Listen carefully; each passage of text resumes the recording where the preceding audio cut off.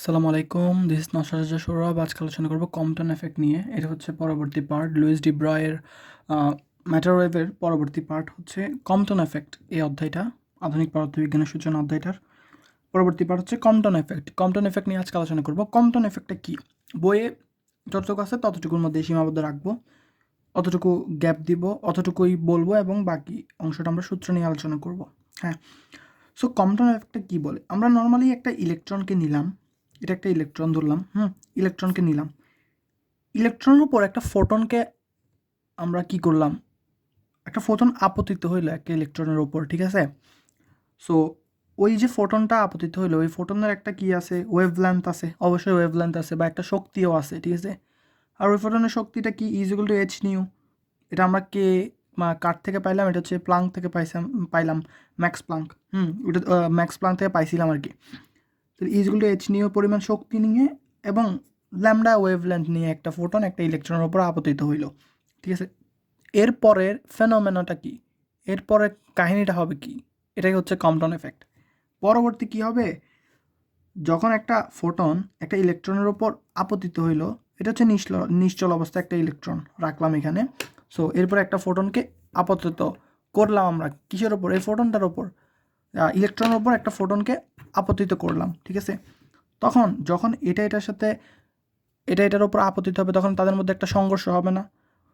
Photon electron একসাথে বাড়ি খাবে, আমি যেটা বলি আর কি, নর্মালি বাড়ি খেয়ে ছিটাই দিবে বা চিৎকার পড়ে যাবে বা এক পাশে চলে যাবে, এমন একটা কাহিনী হয় যে ফোটনটা এটার সাথে যখন সংঘর্ষে লিপ্ত হয়, এটার সাথে এটা এসে এভাবে করে, মানে কাহিনীটা হয় এমন যে এটা হচ্ছে আমার যে ইলেকট্রনটা, এটা হচ্ছে ফোটন, আসলো বাড়ি খেয়ে এভাবে হয়ে গেল, ঠিক আছে? সংঘর্ষে লিপ্ত হলো, এই সংঘর্ষে লিপ্ত হয়ে এদিকে চলে গেল, ঠিক আছে? তো এটার সাথে বাড়ি খাইলো, এটা এদিকে গেলো, এটা কি এ জায়গায় থাকবে নাকি? থাকবে না, এটাও একটু সরবে না? তাহলে এটা এখানে কাহিনিটা হলো কি, এটার সাথে বাড়ি খেলো, এটা দিকে গেলো কি, এটা দিকে গেলো, এমন মানে কাহিনিটা হচ্ছে এমন। এটা ছাড়া দেখায় যে এটা হচ্ছে ইলেকট্রন, এটা হচ্ছে ফোটন, আসলো, ইলেকট্রন বাড়ি খেলো, এভাবে হয়ে গেল, ঠিক আছে? জিনিসটা বোঝা একবার, ইলেকট্রনটা আসে, ঠিক আছে, এই ফোটনটা আসতেছে, বাড়ি খেলো, এভাবে হয়ে গেল, ঠিক আছে? তো এটা যদি একটা কোঅর্ডিনেট আঁকি এটার মধ্যে, বা এক্স অক্ষ ওয়াই অক্ষের হিসাবে যদি বলি, তো মূল বিন্দু ও 0 0 যদি অবস্থান করে ইলেকট্রন, তাহলে ফোটনটা বাড়ি খাবে, ফোটনটা বাড়ি খেয়ে এদিকে বিক্ষিপ্ত হবে, ইলেকট্রনটা এদিকে বিক্ষিপ্ত হবে। মানে যদি কোঅর্ডিনেট আঁকি, যেখানে বোঝা যাচ্ছে কিনা জানি না, এখানে একটা কি আমার এটা রাখি, এটা এক্স অক্ষ, এটা ওয়াই অক্ষ, ঠিক আছে? এই বরাবর আমার ইলেকট্রনটা আছে, আমার বুড়ো আঙ্গুলটা হচ্ছে ইলেকট্রন, তাহলে ফোটনটা এক্স অক্ষ বরাবর আসলো, বাড়ি খেলো, এভাবে হয়ে গেল, ঠিক আছে? তাহলে ফোটনটা এদিকে গেল গা, এদিকে গেল ইলেকট্রনটা, দেখা যাচ্ছে যে বাড়ি খেয়ে ফোটনটা, বিক্ষিপ্ত ফোটন এদিকে চলে গেল, ঠিক আছে? আর ইলেকট্রনটা একটা থিটা কোণে এদিকে চলে আসলো ইলেকট্রনটা। তো এটা হচ্ছে তাদের সংঘর্ষ। তো এটা হচ্ছে কম্পটন এফেক্ট। এই যে কাহিনীটা, এটা হচ্ছে কম্পটন। এমন কাহিনীর ফল হইলোটা কি, বিপরীত মানে কী কী ডিফারেন্স সৃষ্টি হইলো, এটা এবার দেখি।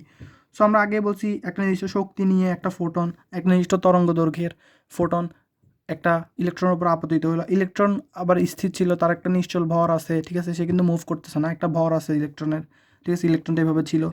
তো ফোটনটা আসলো একটা তরঙ্গ দৈর্ঘ্য নিয়ে, যার এনার্জি ছিল এইচ নিউ। সো এটার সাথে বাড়ি খাইয়ে সংঘর্ষ হলো, একটা এদিকে গেলো, একটা দিকে গেলো গা, ইলেকট্রনটা একটা থিতা কোণে বিক্ষিপ্ত হইল আর কি। সো যখন আমরা প্রথমে দেখব ফোটনটাকে, তখন দেখব ফোটনের শক্তি হচ্ছে এইচ নিউ পরিমাণ, আর ল্যামডা হচ্ছে এত, একটা নির্দিষ্ট ল্যামডা ছিল বা একটা নির্দিষ্ট তরঙ্গ দৈর্ঘ্য। কিন্তু যখন ইলেকট্রনের সাথে সে বাড়ি খাইলো, ইলেকট্রনকে সে কিছু এনার্জি দিয়ে দিল, বা ইলেকট্রনের যে স্মরণটা হয়েছে ওটা কেমনে হয়েছে, ও কিছু এনার্জি দিছে, ওর মধ্যে বাড়ি, বা এটা একটা ভারী, এটা হালকা, একে বাড়ি মারছে, ভারী হালকাকে, তাহলে হালকা দিয়ে গেলো, সে কিছু এনার্জি এর থেকে কিছু এনার্জি একে দিয়ে দিল, ঠিক আছে? গতিশক্তির কিছু হেরফের। যেমন আমরা একটা জিনিস হচ্ছে, যখন অ্যাক্সিডেন্ট হয়, এটা কেমনে বোঝাবো, এটা নিয়ে একটু আলোচনা করি। এই ধরলাম একটা, এটাকে এখানে বোঝাবো, এটা পরবর্তী পেজে আলোচনা হবে, আমি একটা পেজ দিচ্ছি। ধরলাম এখানে একটা অ্যাক্সিডেন্ট হইলো, হ্যাঁ, একটা কার অ্যাক্সিডেন্ট, কার রাখতে পারছি না, ধরলাম এটা একটা কার আর কি। তো একটা কারের সাথে একটা কারের সংঘর্ষ হইলো, হ্যাঁ।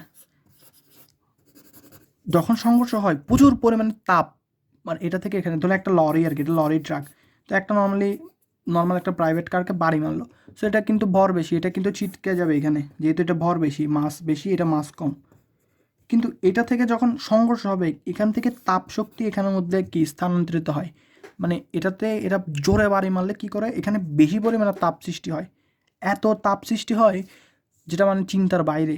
বা ইনফিনিট না, মানে একটা ধরে নেন না যে অনেক বেশি তাপ সৃষ্টি হয় যখন একটা সংঘর্ষ হয়, এটা ভারী বস্তু, এটা হালকা গাড়ি, যখন দুইটা বাড়ি লাগে একসাথে বা সংঘর্ষ হয় তখন অনেক পরিমাণে তাপ এটার মধ্যে চলে আসে। সো যদি সাথে সাথে আপনি এখানে যখন যাত্রী থাকবে, যখন সাথে সাথে আপনি যদি এইভাবে হাত ধরেন বাইরে আসে, আপনি দৌড়ায় এসে মানে সাথে সাথে বড় একটা গাড়ির সাথে একটা কারের যখন সংঘর্ষ হয়, দৌড়ায় এসে আপনি ওর হাত ধরে টান দিলেন, ওর হাতটা ডাইরেক্ট খুলে চলে আসবে, ও হাত দিয়ে ওর বডিটাকে একসাথে ও ডাইরেক্ট ডিট্যাচড হয়ে যাবে শরীর থেকে হাতটা, তখন এত পরিমাণ তাপ হবে ওই মধ্যে যখন টান দিবেন তাপের কারণে আমার তাপ এখান থেকে এখানে ট্রান্সমিট হয়ে যাবে, এটা থেকে এখানে চলে আসবে, তখন আপনি হাত ধরে যাত্রীকে টান দিবেন, হাতটা খুলে চলে আসবে, এত পরিমাণ তাপ হয়, তাহলে এটা থেকে এখানে কিন্তু শক্তি স্থানান্তর হচ্ছে, অ্যাক্সিডেন্টের ব্যাপারটা আর কি। সো পূর্বের অবস্থায় ফিরে আসি। সো ফোটনটা যখন ইলেকট্রনকে আঘাত করবে, ইলেকট্রনটা একটা নির্দিষ্ট থিটা কোণে এদিকে চলে গেল, ঠিক আছে, তাহলে ফোটনটা একে বাড়ি মারলো, এখানে চলে গেল, তো ফোটনটা কিন্তু ইলেকট্রনকে কিছু এনার্জি দিছে। সো এনার্জি তখন দিছে, তাহলে এনার্জিটা কী হলো, কমলো না, এনার্জিটা লেস হয়ে গেল, অর্থাৎ প্রথম এনার্জি যা ছিল পরবর্তী বিক্ষিপ্ত ফোটন যেটা বের হয়ে গেছে বাড়ি মেরে এটাকে, সো এনার্জি এটাকে কমলো। তো আমরা কি জানি ইজিক্যাল টু এইচ নিউ, যখন এনার্জি কমবে তাহলে এইচ নিউ কমবে বা নিউটাও কমবে, ই প্রপোর্শন টু নিউ, ঠিক আছে, তাহলে যখন ইটা কমবে তখন আমার নিউটাও কমবে, অবশ্যই নিউ কমবে, তাহলে নিউ কমলো, নিউ কমলে কী হবে, ল্যামডাটা বাড়বে, কারণ কি নিউ ইনভার্সলি প্রপোর্শন টু কি ল্যামডা, তাহলে নিউ যদি কমে ল্যামডা বাড়বে, অর্থাৎ ফ্রিকোয়েন্সি যত কমবে তত ওয়েভলেন্থ বাড়বে, তাহলে প্রথমে ওয়েভলেন্থ যত থেকে ছিল পরবর্তীতে ফ্রিকোয়েন্সি কমে যাওয়ার ফলে ওয়েভলেন্থ অনেক বেশি বেড়ে গেছে না, অবশ্যই অনেক বেশি বেড়ে গেছে, তাহলে বিক্ষিপ্ত ফোটন উইথ লেস এনার্জি বা এইচ নিউ সেক্ষেত্রে বিগার ওয়েভলেন্থ, তাহলে প্রথমে কম ওয়েভলেন্থের আসবে কারণ এনার্জি বেশি, পরে বিক্ষিপ্তর পরে যখন বাড়ি মেরে চলে যাবে তখন বেশি ওয়েভলেন্থ হয়ে যাবে ফোটনটা, কারণ এনার্জিটা ডিক্রিজ করবে বা কমে যাবে। ইলেকট্রনের ক্ষেত্রে কী হবে, ইলেকট্রনটা প্রথমে নিশ্চল অবস্থায় ছিল, এটা একটা সচল অবস্থা সৃষ্টি হবে, বিক্ষিপ্ত ফোটন বা বিক্ষিপ্ত ইলেকট্রন, তো এটা একটা সচল অবস্থা সৃষ্টি হবে ইলেকট্রনে, ঠিক আছে, তাহলে কাজটা কি হইলো, একটা কম তরঙ্গ দৈর্ঘ্যের প্রথম অবস্থায় একটা কম তরঙ্গ দৈর্ঘ্যের ফোটন এসে একটা ইলেকট্রনকে আঘাত করলো, তাদের মধ্যে সংঘর্ষ হইল, ইলেকট্রনটাকে বাড়ি মেরে বা ইলেকট্রনটাকে নির্দিষ্ট বেগে বা নির্দিষ্ট কোঅর্ডিনেটে ভাগ করে একটা থিটা কোণে সরিয়ে দিয়ে ফোটনটা বিক্ষিপ্ত হয়ে গেল বড় একটা তরঙ্গ দৈর্ঘ্যের, যে চিহ্ন দেখেন ছোট চিহ্ন বড় চিহ্ন, যেহেতু এনার্জি কমবে তরঙ্গ দৈর্ঘ্য বাড়বে, তো বড় তরঙ্গ দৈর্ঘ্যের ফোটন হয়ে বিক্ষিপ্ত হয়ে গেল, ইলেকট্রনটা একটা থিটা কোণে কি সরে গেল বা চলে আসলো বা মুভিং অবজেক্টে পরিণত হইল। এই যে ফেনোমেনা, এই যে কাহিনীটা, এটাই হচ্ছে কি কম্পটন এফেক্ট, অর্থাৎ ফোটন ইলেকট্রনকে একটা শক্তি দিয়ে সরাই ফেললো বা একটা শক্তি দিল, ফোটন থেকে ইলেকট্রনে একটা শক্তি চলে আসলো যার ফলে ইলেকট্রনটা মুভ করলো এবং ফোটনের তরঙ্গদৈর্ঘ্য বৃদ্ধি পেয়ে ফোটনটা বিক্ষিপ্ত হইল, এদিকে ইলেকট্রনটাও বিক্ষিপ্ত হয়েছে, এই যে কাজ এটাকেই হচ্ছে কি বা ফোটন ইলেকট্রনকে যেই শক্তিটা দিছে ওই শক্তি দেওয়ার প্রসেসটাই হচ্ছে কি this is called Compton effect, এই শক্তি দেওয়ার কাজটাই হচ্ছে কি কম্পটন এফেক্ট, এটাই হচ্ছে কম্পটন এফেক্ট, বা কেমনে দিল এটা তো বললামই যে ওয়েভলেন্থটা কম বাড়লো সেক্ষেত্রে শক্তিটা কমছে, তো কিছু শক্তি একে দিয়ে ফেলছে এই জন্য এই শক্তিটা এখানে গিয়ে কমে গেছে, এটা হচ্ছে কম্পটন এফেক্ট। পরবর্তীতে কাজটা হলো কি ওয়েভলেন্থটা বাড়ছে, ফ্রিকোয়েন্সিটা কমছে, যেহেতু ফ্রিকোয়েন্সি কমছে এনার্জিও কমছে ফ্রিকোয়েন্সিও কমছে ওয়েভলেন্থটা বাড়ছে, আর যদি ওয়েভলেন্থটা কমতো মানে প্রথম অবস্থায় কমছে ফ্রিকোয়েন্সি বেশি ছিল বা এনার্জিটা বেশি ছিল, ঠিক আছে।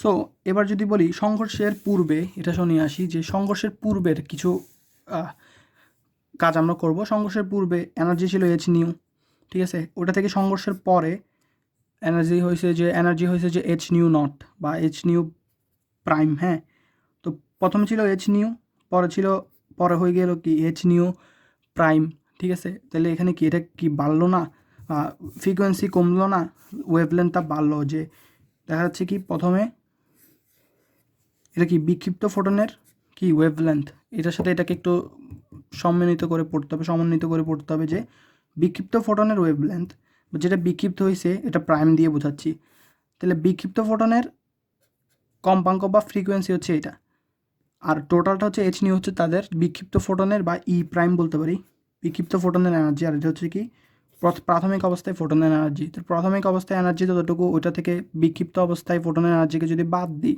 তাহলে আমরা কতটুকু এনার্জির পার্থক্য ওইটা বের করতে পারবো। ওইটা সমান সমান কি ইলেকট্রনের গতিশক্তি। কারণ কি আমার ফোটন যখন এসে ইলেকট্রনকে আঘাত করলো, এখানে তো আর কোনো কাজ হলো না, এটাকে আঘাত করে এটা এখানে চলে গেলো, ইলেকট্রনটাকে এদিকে পাঠিয়ে দিল, ঠিক আছে। সো এই ক্ষেত্রে ও এর মধ্যে এর সাথে বাড়ি খাওয়ার মাঝখানে যে শক্তিটা হারাইছে বা শক্তিটা গ্রহণ করছে, হারাইছে নর্মালি শক্তি যেটা হারাইছে ওইটা কি করছে, ইলেকট্রনকে মুভ করতে বা এই পাশে থিটা কোণে চলে যেতে সাহায্য করছে। তাহলে ওইটা অবশ্যই কি ইলেকট্রনের গতিশক্তি দিছে। তাহলে প্রথমে যতটুকু এনার্জি ছিল ওইটা থেকে পরে যতটুকু বিক্ষিপ্ত হওয়ার পর যতটুকু এনার্জি থাকলো, এই দুইটার মাঝখানে যে পার্থক্যটা শক্তির, ওইটাই হচ্ছে কি ইলেকট্রনকে গতিশক্তি দিছে। তাহলে লিখতে পারি যে h nu minus h nu prime is equal to E k বা ইলেকট্রনের গতিশক্তি, ঠিক আছে। তাহলে আমরা এইচ নিউ প্রথমে যখন আসলো তখন এটার কি একটা এনার্জি এইচ নিউ ছিল, প্লাস কি এই ইলেকট্রনটা স্টেবল ছিল বা স্থির অবস্থায় বা একটা স্থির ভর ছিল, স্থির একটা এনার্জি ছিল কার বা এখানে হচ্ছে এম নট হচ্ছে কি ইলেকট্রনের নিশ্চল ভর, এখানে দেখতে পাচ্ছেন কিনা জানি না। এম নট হচ্ছে ইলেকট্রনের নিশ্চল ভর, যে একটা নিশ্চল অবস্থা একটা ইলেকট্রন, যখন এটা একটা ইলেকট্রন পড়ে আছে, তো এটা একটা নিশ্চল ভর আছে, এটার মধ্যে একটা এনার্জি আছে, এনার্জিটা কি is equal to MC square, বা এই এনার্জিটা নিশ্চল ভর এম নট যদি হয় তাহলে এটার একটা এনার্জি আছে, এনার্জিটা কি এমসি স্কোয়ার, এটা কে বলছে আইনস্টাইন। তাহলে এই নিশ্চল যে ইলেকট্রনটা এখানে পড়েছিল, এই যে ইলেকট্রন, এটার একটা এনার্জি ছিল is equal to m not c square, নিশ্চল ভর সি স্কোয়ার। তো এটা ছিল ওই ইলেকট্রনটার এনার্জি, আর এখান থেকে এনার্জি ছিল এইচ নিউ। এই দুইটা প্রাথমিক অবস্থায় ছিল, মানে M1V1 M2U2 এরকম করে আমরা M1U1 plus M2U2 is equal two M1V1 plus M2V2 সংঘর্ষের যে ভরবেগের এগুলো পড়ছি নিউটনিয়ান ফিজিক্সের মধ্যে। সো ওরকমভাবে চিন্তা করলে সংঘর্ষের আগে কী কী ছিল, এইচ নিউ প্রথমে শক্তি আর ইলেকট্রনের স্থির অবস্থায় ভরসহ শক্তি এতটুকু ছিল। পরবর্তীতে এইচ নিউ প্রাইম হয়ে গেল বিক্ষিপ্ত হওয়ার পরে শক্তি, এবং এই ইলেকট্রনটা যে একটা নির্দিষ্ট থিটা কোণে চলে আসলো, ঠিক আছে, ওই ক্ষেত্রে ইলেকট্রনের শক্তি হয়েছে এটা root over m naught square c to the power 4 plus p square c square, এটা হচ্ছে ডেরিভেশন থেকে আসবে, ঠিক আছে। তাহলে বিক্ষিপ্ত ইলেকট্রনের সমগ্র শক্তি হচ্ছে এটা, বিক্ষিপ্ত হওয়ার পরে ইলেকট্রনের শক্তি, তাহলে আগে ছিল এটা পরে এটা, আর এটা হচ্ছে ফোটনটার আগে ছিল এটা পরে হয়েছে এটা, এই দুইটা সমান, সংঘর্ষের আগে পরে। তাহলে এটা থেকে যদি আমরা এখানে চলে আসি, মেইন সূত্র এটা হচ্ছে ব্যবহার করা হয় আর কি, এই টপিকটার ওপর যখন ম্যাথ আসবে তখন এই সূত্রটা ব্যবহার করা হয়। সো এটা হচ্ছে পরবর্তীতে যেই ইনক্রিজ হয়েছে ল্যামডা বা তরঙ্গ দৈর্ঘ্যের শক্তির ডিক্রিজ হয়েছে শক্তি, এই জন্য ইনক্রিজ হয়েছে তরঙ্গ দৈর্ঘ্য। ওই যে তরঙ্গ দৈর্ঘ্য ওইটা থেকে প্রথমে যে তরঙ্গ দৈর্ঘ্যটা ছিল ওইটা বাদ দিলে আমরা পাই h by m not c, বা এটাকে যদি আমরা পরবর্তীতে ফরওয়ার্ড করি এই সমীকরণকে, তখন আমরা এটা পাই lambda prime minus lambda is equal to h by m not c 1 minus cos theta. এই থিটাটা হচ্ছে কত কোণে এক অক্ষ থেকে কত কোণে ইলেকট্রনটা নিক্ষিপ্ত হলো। যদি এখানে হয় তাহলে এখানে থিটা চেঞ্জ হবে না, থিটা চেঞ্জ হতে থাকবে। তাহলে থিটা হচ্ছে কত কোণে ইলেকট্রনটা সরে গেল, এটা হচ্ছে 1 মাইনাস কস থিটা। এটাকে আমরা এভাবে করে ডিরাইভ করে আনতে পারি, ঠিক আছে। তাহলে সূত্র হচ্ছে lambda prime minus lambda is equal to h by m not c into 1 minus cos theta. এখানে থিটা হচ্ছে ইলেকট্রন কত কোণে সরে গেছে, এটাই হচ্ছে কি কম্পটন এফেক্টের, এটা হচ্ছে মেইন সূত্র, ঠিক আছে। আর এটার ক্ষেত্রে যদি আমরা হিসাব করি যে কস থিটা, এখানে মানের কিছু মানে 1 ধরবো কিছুকে, এরপর থিটা ইজ ইকুয়াল টু কজের বেশি কম মান বা সর্বোচ্চ মান কত সর্বনিম্ন, ওগুলো হিসাব করে যদি বলি, তাহলে যদি ওয়েভলেন্থ কম্পটন ওয়েভলেন্থ হচ্ছে h by m not c স্কোয়ারের সমান, এটা শূন্য হয়ে যাবে আর কি, শূন্য হয়ে 1 দিয়ে গুণ করবো আমরা, গুণ করলে আমরা এটা পুরোপুরি নেগলেক্ট করতে পারি এই টার্মটা। তাহলে আমরা কি পাই, কম্পটন ওয়েভলেন্থ, বা এটা থেকে এটাকে বাদ দিলে কী পরিমাণ ওয়েভলেন্থের হেরফের হয়েছে বা কতটুকু ওয়েভলেন্থ বাড়ছে, ওইটা হচ্ছে কম্পটন ওয়েভলেন্থ, যে বাড়ি খাওয়ার পর ফোটনের ওয়েভলেন্থ কতটুকু বৃদ্ধি পাইছে ওইটাই তো কম্পটন ওয়েভলেন্থ। তাহলে ওইটা সমান সমান h by m not c. Cos থিটার সর্বোচ্চ সর্বনিম্ন মান বসাই, 1 থেকে 0 মাইনাস করলে তো 1 থাকলো, তাহলে 1 দিয়ে গুণ করলে যা আছে তা, তাহলে Compton wavelength lambda c is equal to h by m not c. এটাই হচ্ছে কম্পটন ইফেক্ট বা কম্পটনের ইফেক্টের মেইন ধারণাগুলো আর কি। এই দুইটা সূত্রই মোটামুটি ইউজেবল, বা এটাই বেশি ইউজেবল যেটা এটাকে ডিরাইভ করে পাওয়া যায়। তো টোটাল কাজটা হচ্ছে যে কি, যে ফোটন যখন ইলেকট্রনকে বাড়ি মারবে, ফোটনের আগে কতটুকু ওয়েভলেন্থ ছিল, বাড়ি খাওয়ার পরে যখন বিক্ষিপ্ত হয়েছে তখন ওয়েভলেন্থটা বাড়বে। ওই যে ওয়েভলেন্থ কতটুকু বাড়ছে কমছে এটাই হচ্ছে কি কম্পটন ওয়েভলেন্থ, আর ওইটা হচ্ছে h by m not c square, m not c এর সমান। এটাই হচ্ছে এই দুইটাই সূত্র, এটাই হচ্ছে কম্পটন ইফেক্ট। ধন্যবাদ সবাইকে।